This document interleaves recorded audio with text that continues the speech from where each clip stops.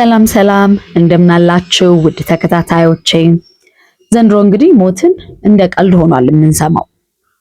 ሰሞኑን ደግሞ ማለትም በዚህ በያዝነው ሳምንት የሰው ልጅ የጭካኔ ጥግን በብዛት እየታዘብን ነው።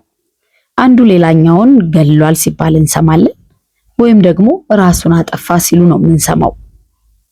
ምን ይባላል? ማስተዋሉን ይስጠን። ለማንኛውም ወደ ዛሬ ጉዳይ ልውሰዳችሁ።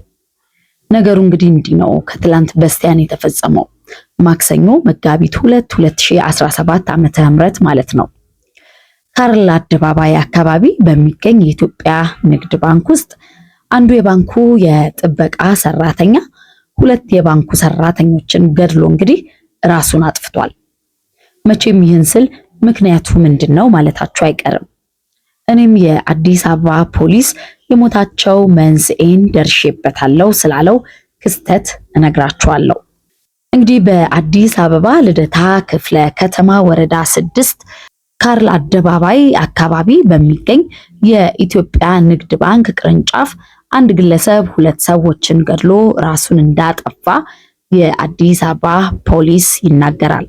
ክስተቱ ያጋጠመው እንግዲህ ከላይ እንደነገርኳችሁ ማክሰኞ መጋቢት 2 2017 ዓመተ ምህረት ሲሆን ለሶስት ሰዎች ሞት ምክንያት የሆነው ሁኔታ የተፈጠረው የፍቅር ጥያቄ ምላሽ አላገኘም በሚል ምክንያት መሆኑን ነው እንግዲህ ፖሊስ የገለጸው።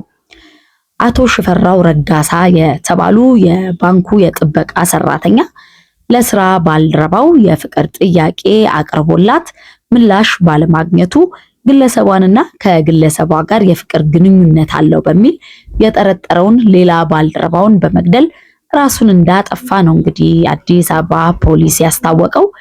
ግለሰቡ የፍቅር ጥያቄ ያቀረበላት ወይዘሪት ሀና ተስፋዬ የተባለች የ32 ዓመት ወጣትና አቶ ንጉሴ ብርሃኑ የተባለ የስራ ባልደረቦቹን በጥይት ተኩሶ ነው እንግዲህ የገደለው።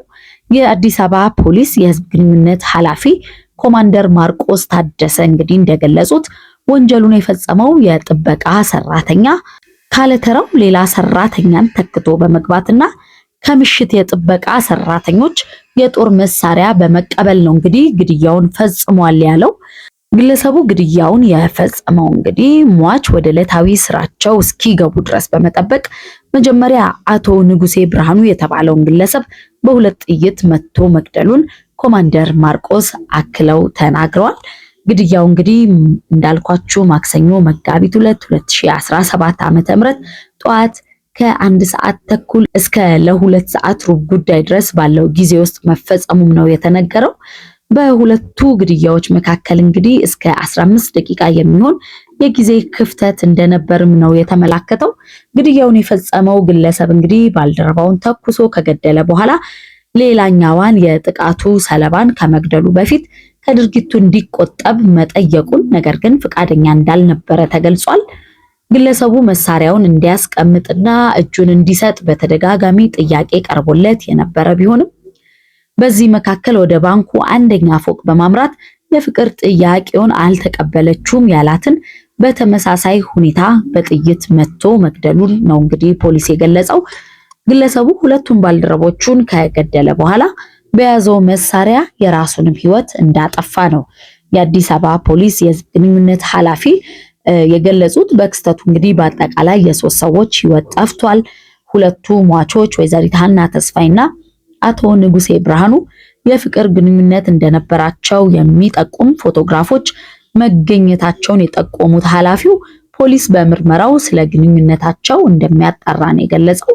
ከዚሁ ክስተት ጋር ተያይዞ እንግዲህ ፖሊስ እያካሄደ ያለውን የምርመራ ሂደት እንደሚቀጥል ያስታወቀ ሲሆን ስለ ግድያው ተጨማሪ መረጃ ለማግኘት የኢትዮጵያ ንግድ ባንክ ኃላፊዎችን ለማነጋገር ያደረገው ጥረት እስካሁን እንዳልተሳካ ነው የተገለጸው።